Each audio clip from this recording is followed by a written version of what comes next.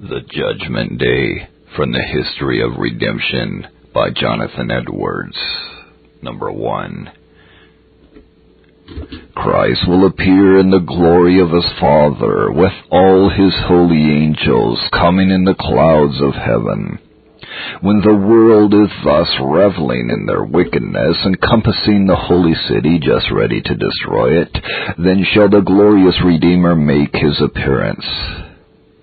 He through whom this redemption has all along been carried on shall appear in the sight of the world. The light of his glory shall break forth. The whole world shall immediately have notice of it, and they shall lift up their eyes and behold this wonderful sight. Every eye shall see him. Revelations 1 verse 7. Christ shall appear coming in his human nature, in that same body now glorified, which was brought forth in a stable and laid in a manger, which afterwards was so cruelly used and nailed to the cross.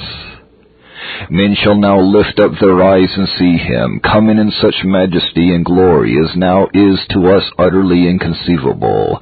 The glory of the sun in the clear firmament will be but darkness in comparison of it. And all the glorious angels and archangels shall attend him, thousands ministering to him, and 10,000 times 10,000 round about him. How different a person will he then appear from what he did at his first coming, when he was as a root out of a dry ground, a poor, despised, afflicted man. How different now is his appearance in the midst of those glorious angels, principalities and powers in heavenly places, attending him as his ordinary servants, from what it was when in the midst of a ring of soldiers, with his mock robe and his crown of thorns, buffeted and spit upon, or hanging on the cross between two thieves, with a multitude of his enemies triumphing over him. This will be a most unexpected sight to the wicked world. It will come as a cry at midnight. They shall be taken in the midst of their wickedness, and it will give them a dreadful alarm. It will at once break up their revels, their eating and drinking and carousing. It will put a quick end to the design of the great army that will then be compassing the camp of the saints. It will make them let drop their weapons out of their hands. The world, which will then be very full of people, most of whom will be wicked men, will then be filled with dolorous shrieking and crying, for all the kindreds of the earth shall wail because of him. Revelations 1 verse 7. And where shall they hide themselves? How will the sight of that awful majesty terrify them, when taken in the midst of their wickedness? Then they shall see who he is, what kind of a person he is, whom they have mocked and scoffed at, and whose church they have been endeavoring to overthrow. This sight will change their voice, the voice of their laughter and singing while they are marrying and giving in marriage, and the voice of their scoffing shall be changed into hideous, hellish yelling. Their countenances shall be changed from a show of carnal mirth, haughty pride, and contempt of God's people. They shall put on ghastly terror and amazement, and trembling and chattering of teeth shall seize upon them. But with respect to the saints, it shall be a joyful and most glorious sight to them. For this sight will at once deliver them from all fear of their enemies, who were before compassing them about, just ready to swallow them up. Deliverance shall come in their extremity. The glorious captain of their salvation shall appear for them at a time when no other help appeared. Then shall they lift up their heads, and their redemption shall be drawing nigh. Luke 21 verse 28. Christ will appear with infinite majesty, yet at the same time shall they see infinite love in his countenance. And thus to see their Redeemer coming in the clouds of heaven will fill their hearts full of gladness. Their countenances will also be changed, not as the countenances of the wicked, but from being sorrowful to be exceedingly joyful and triumphant. And now the work of redemption will be finished in another sense.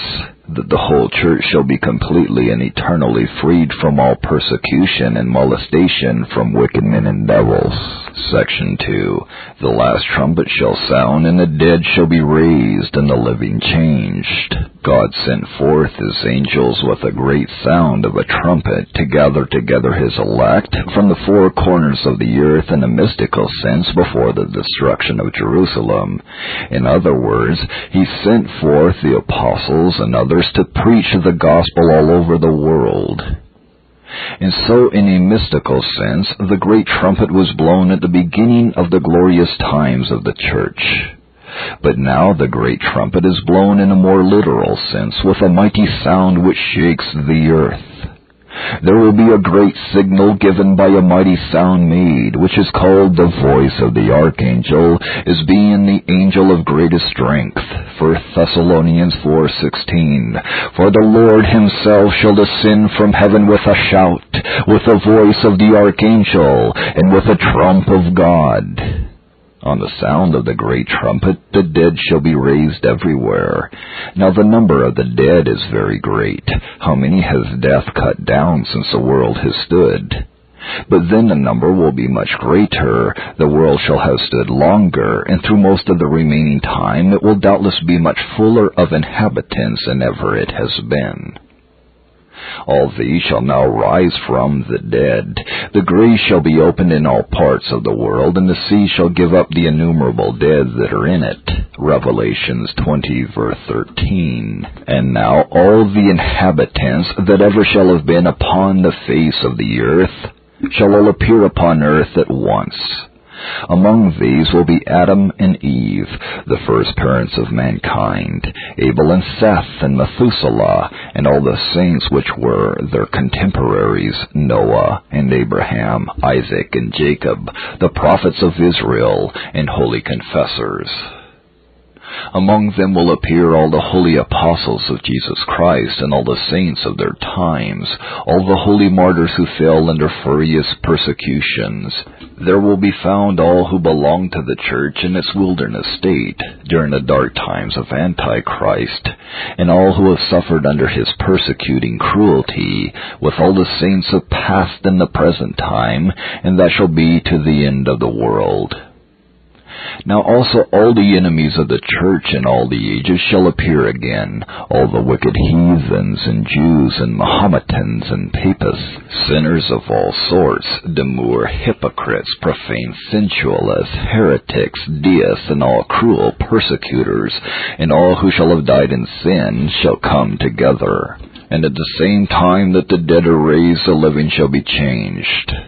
The bodies of the wicked who shall then be living shall be so changed as to fit them for eternal torment, and the bodies of all the living saints shall be changed to be like unto Christ's glorious body. 1 Corinthians 15:51-53.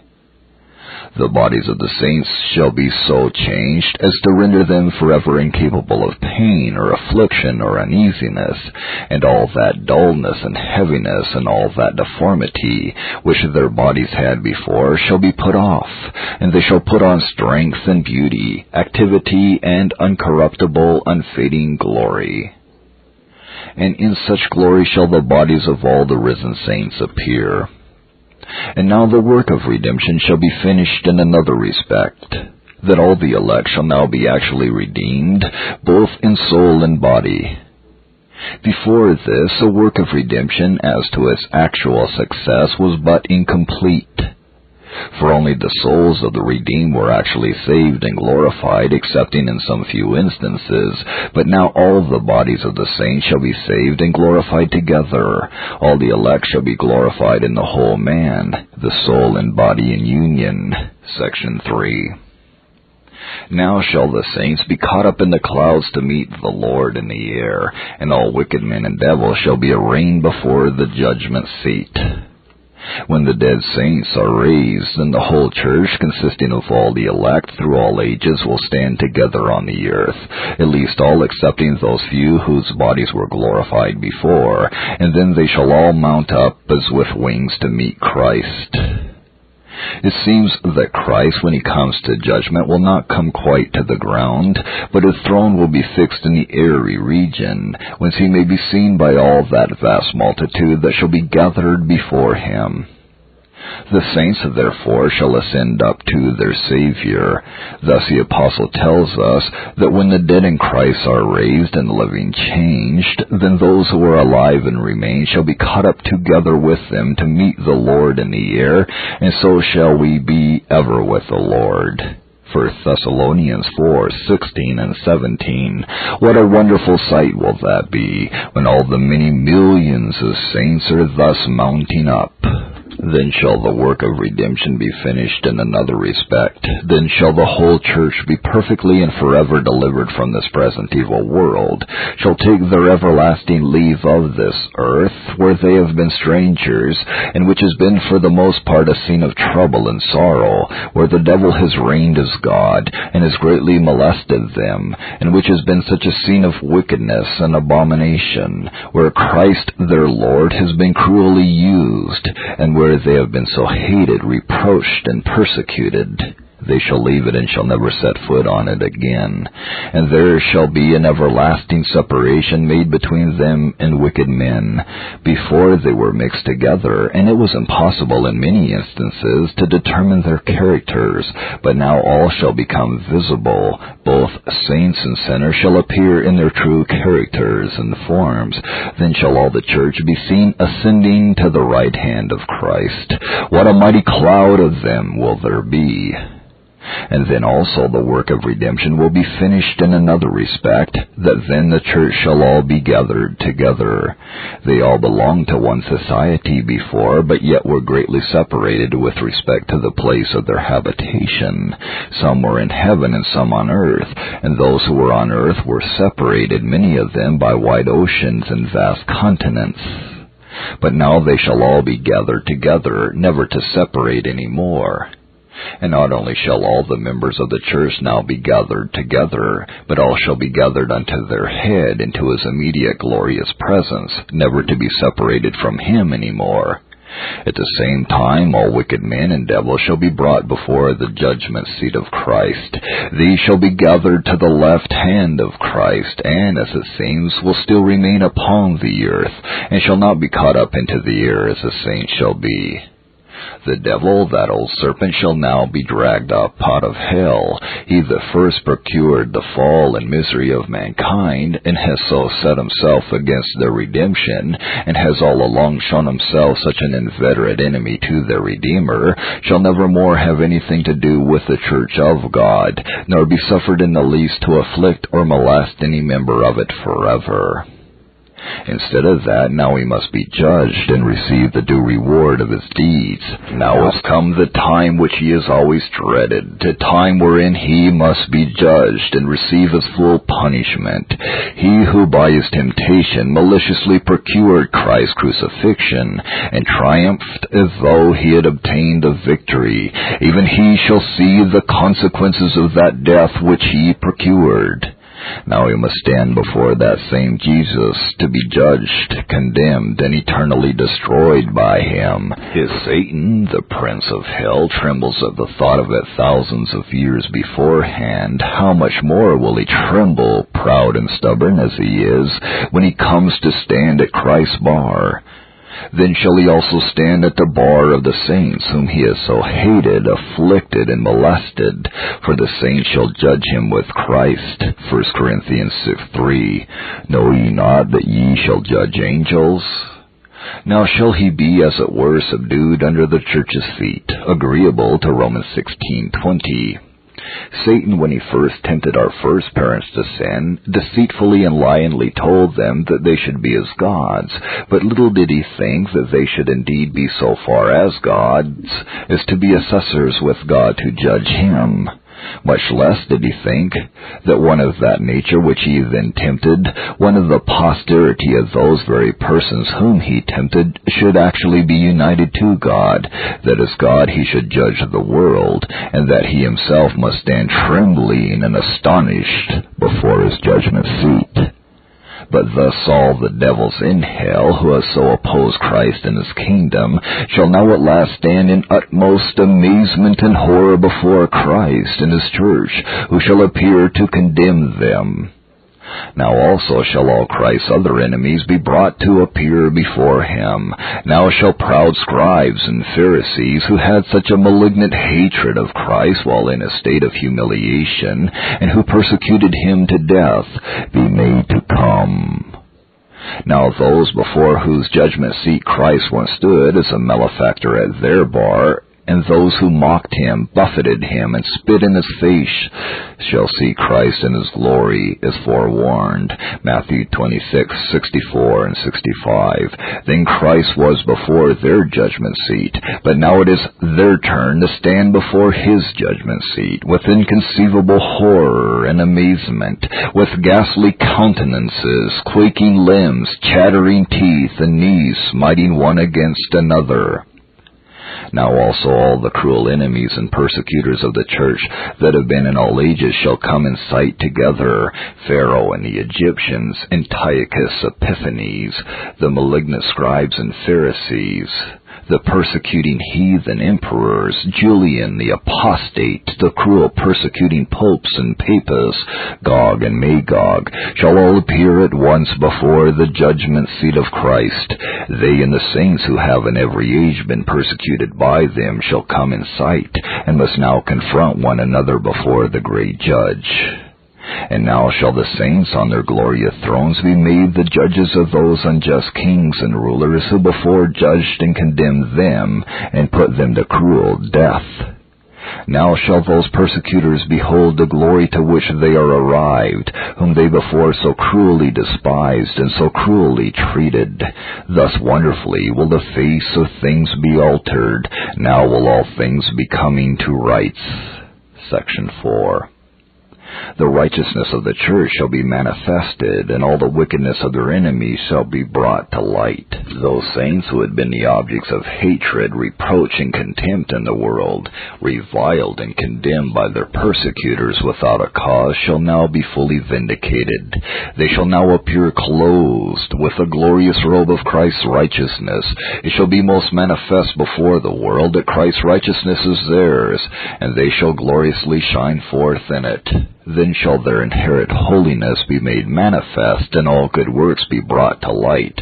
The good things which they did in secret shall now be manifested openly. Those holy ones of God, who had been treated as the filth and offscouring of the earth, as if not fit to live, as worse than beasts or devils, shall now appear to have been the excellent of the earth. Now God will bring forth their righteousness as a light, and their judgment as a noonday. And now it shall appear who indeed were those wicked persons that were not fit to live, when all the wickedness of the enemies of Christ and his church, their pride, their malice, their cruelty, their hatred of true religion, shall be set forth in all its horrid acts, and in its proper colors. And now the righteous may be heard before this great judge, who cannot be heard before those unjust judges. Now they shall declare their cause, and rise up in judgment against their persecutors, and shall declare how they have been treated by them.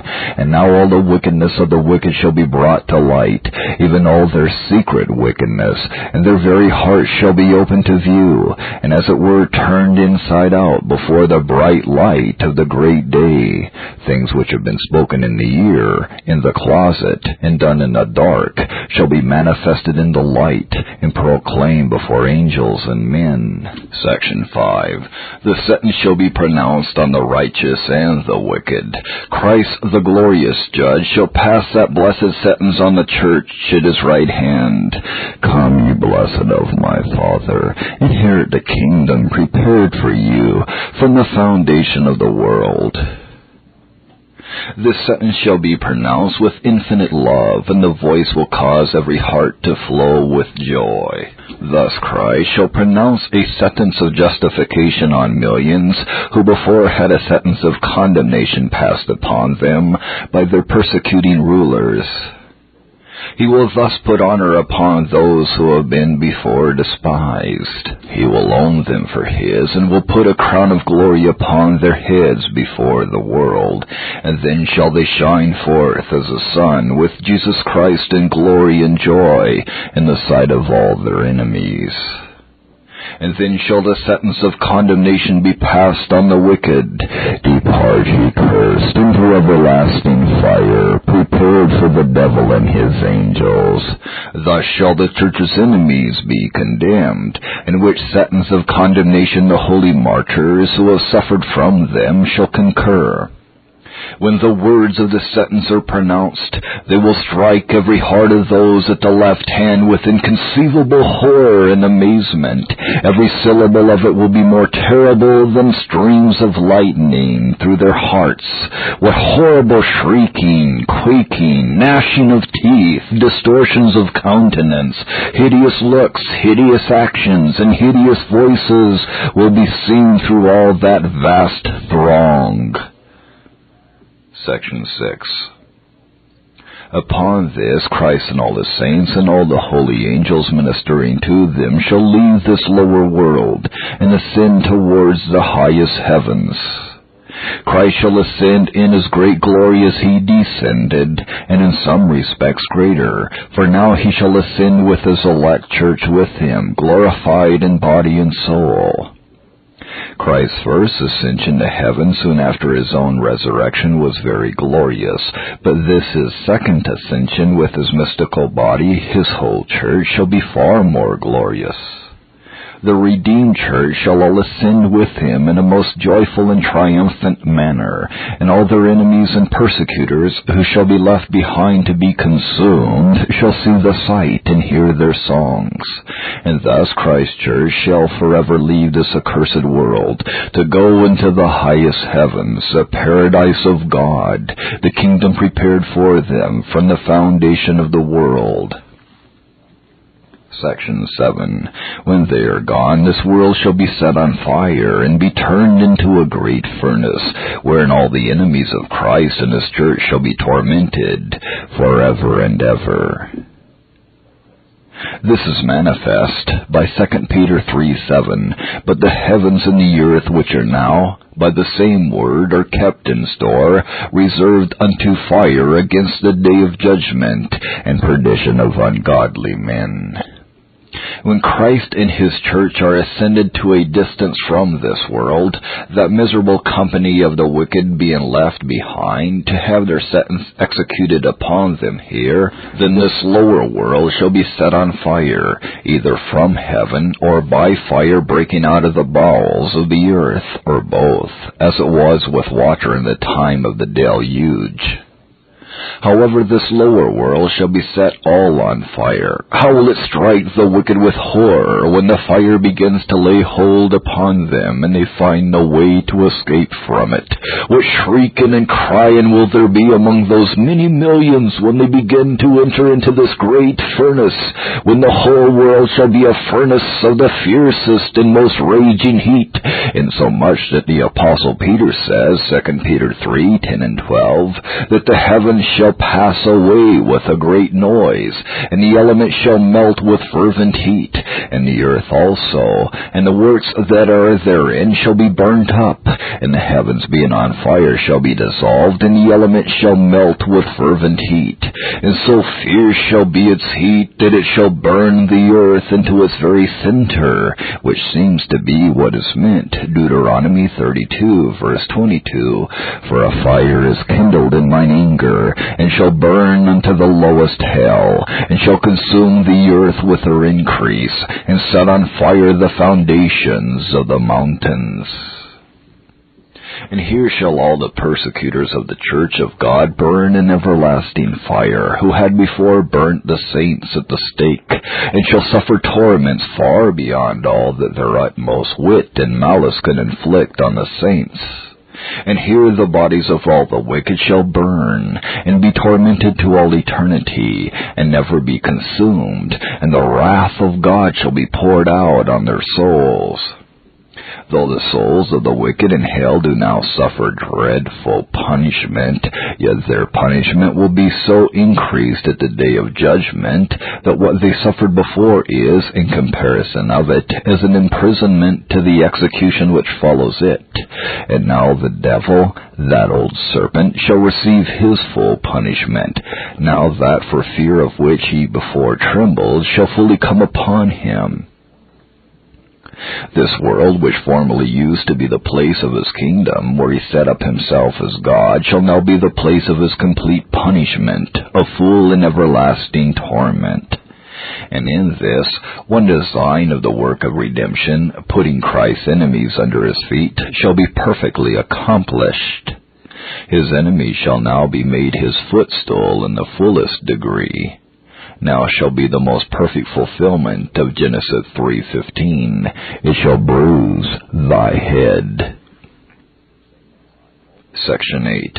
At the same time all the church shall enter with Christ their glorious Lord into the highest heavens, and shall enter on the state of their highest and eternal blessedness and glory, while the lower world which they have left under their feet is seized with the fire of God's vengeance, and flames are kindling upon it, and the wicked are entering into everlasting fire. The whole church shall enter with their glorious head, and all the holy angels attending in a joyful manner into the eternal paradise of God, the palace of the great Jehovah, their heavenly Father. The gate shall open wide for them to enter, and there Christ will bring them into his chambers in the highest sense.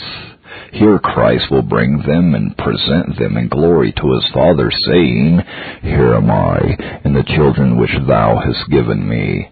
As much as to say, Here am I with every one of those whom thou gavest me from eternity, to take the care of, that they might be redeemed and glorified, and to redeem whom I have done and suffered so much, and to make way for whose redemption I have for so many ages been accomplishing such great changes. Here they are now perfectly redeemed in body and soul. I have delivered them from all the ill fruits of the fall, and freed them from all their enemies. I have brought them all together into one glorious society, and united them all in myself.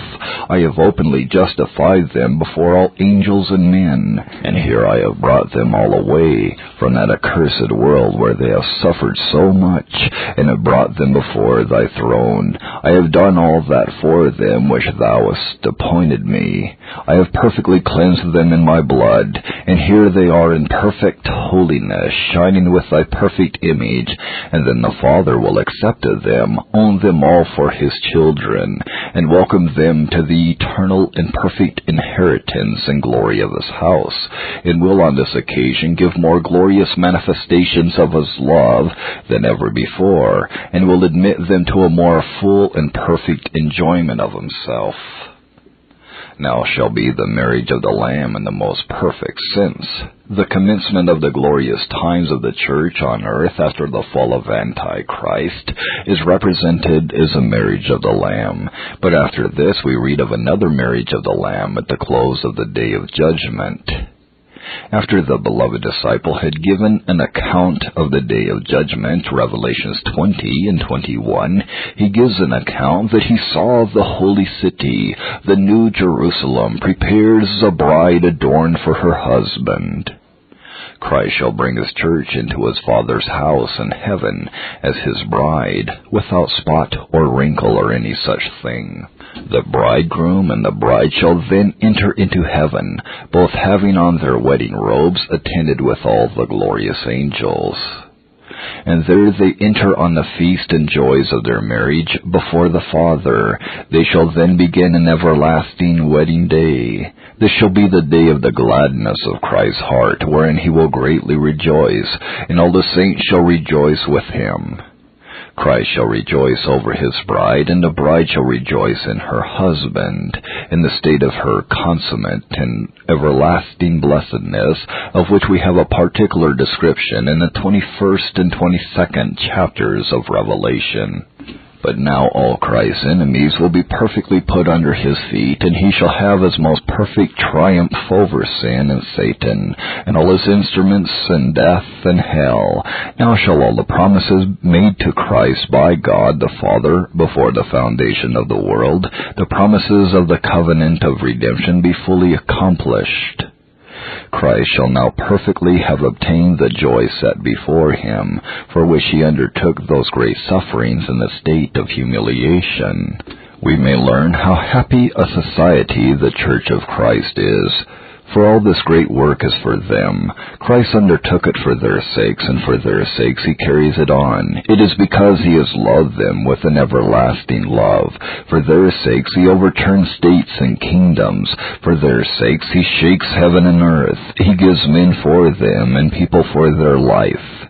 Since they have been precious in God's sight, they have been honorable, and therefore he first gives the blood of his own Son, and then gives the blood of all their enemies, many thousands and millions, all nations that stand in their way, as a sacrifice to their good. For their sakes he made the world, and for their sakes he will destroy it. For their sakes he built heaven, and for their sakes he makes his angels ministering spirits.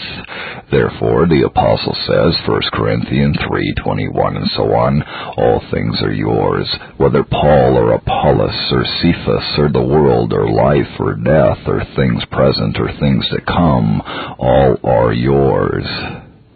How blessed is this people who are redeemed from among men, and are the first fruits unto God and to the Lamb, who have God in all ages for their protection and help. Deuteronomy 33:29.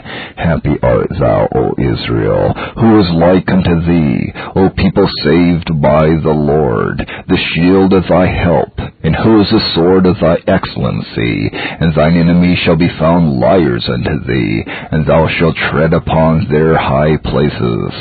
Let who will prevail now. Let the enemies of the church exalt themselves as much as they will. These are the people that shall finally prevail. The last kingdom shall finally be theirs. The kingdom shall finally be given into their hands, and shall not be left to other people. We have seen to what a blessed issue things shall finally be brought, and what glory they shall arrive at, and remain in possession of forever and ever. After all the kingdoms of the world are come to an end, and the earth is removed, and mountains are carried into the depth of the sea, or where the sea was, and this lower earth shall all be dissolved. O happy people and blessed society! Well may they spend an eternity in praises and alleluias to him who has loved them and will love them to eternity. Lastly, hence all wicked men, all that are in a Christless condition, may see their exceeding misery. You that are such, whoever you are, shall have no part or lot in this matter. You are never the better for any of these things. Yea, your guilt is but so much the greater, and the misery you are exposed to so much the more dreadful. You are some of those against whom God, in the progress of the work, exercises so much manifest wrath. Some of those enemies who are liable to be made Christ's footstool, to be ruled with a rod of iron, and to be dashed in pieces. You are some of the seed of the serpent, to bruise the head of which is one great design of all this work. Whatever glorious things God accomplishes for his church, they will not be glorious to you. The most glorious times of the church are always the most dismal to the wicked and impenitent. Isaiah 66 verse 14. And so we find, wherever glorious things are foretold concerning the church, their terrible things are foretold concerning the wicked, its enemies. So whatever has been in remarkable deliverances wrought for the church, there has been also a remarkable execution of wrath on its enemies. When God delivered the children of Israel out of Egypt, at the same time he remarkably poured out his wrath on Pharaoh and the Egyptians. When he brought them into Canaan by Joshua and gave them that good land, he remarkably executed wrath upon the Canaanites. When they were delivered out of their Babylonish captivity, signal vengeance was inflicted on the Babylonians. When the Gentiles were called and the elect of God were saved by the preaching of the apostles, apostles, Jerusalem and the persecuting Jews were destroyed in the most awful manner. I might observe the same concerning the glory accomplished to the church in the days of Constantine, at the overthrow of Satan's visible kingdom and the downfall of Antichrist, and at the day of judgment. In all these instances, and especially in the last, there have been or will be exhibited most awful tokens of the divine wrath against the wicked. God will indeed make use of you in this affair, but it will be for the glory of His justice and not of His mercy. The enemies of God are reserved for the triumph of Christ's glorious power in overcoming and punishing them. You are some of those who shall be consumed with this accursed world after the day of judgment, when Christ and His church shall triumphantly and gloriously ascend to heaven. Therefore let all who are in a Christless condition seriously consider these things, and be not like the foolish people of the old world, who would not take warning when Noah told them that the Lord was about to bring a flood of waters upon the earth. Or like the people of Sodom, who would not regard when Lot told them that God would destroy that city, who would not flee from the wrath to come, and so were consumed in that terrible destruction. And now I would say, to conclude my whole discourse on the subjects, these sayings are faithful and true, and blessed is he that keepeth these sayings. Behold, Christ cometh quickly, and his reward is with him, to render to every man according as his work shall be. And he that is unjust shall be unjust still. And he that is filthy shall be filthy still, and he that is holy shall be holy still. Blessed are they that do his commandments, that they may have right to the tree of life, and may enter in through the gates into the city.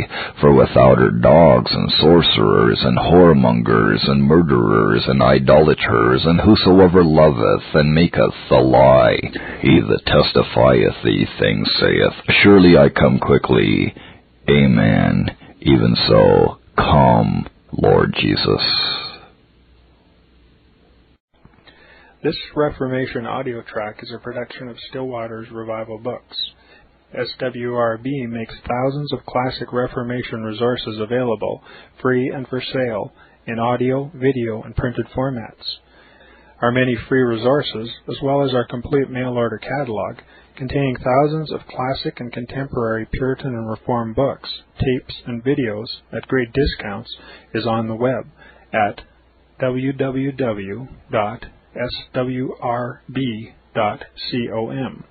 We can also be reached by email at swrb@swrb.com, by phone at 780-450-3730, by fax at 780-468-1096, or by mail at 4710-37A Avenue, Edmonton, that's Edmonton, Alberta, abbreviated capital A, capital B, Canada, T6L3T5.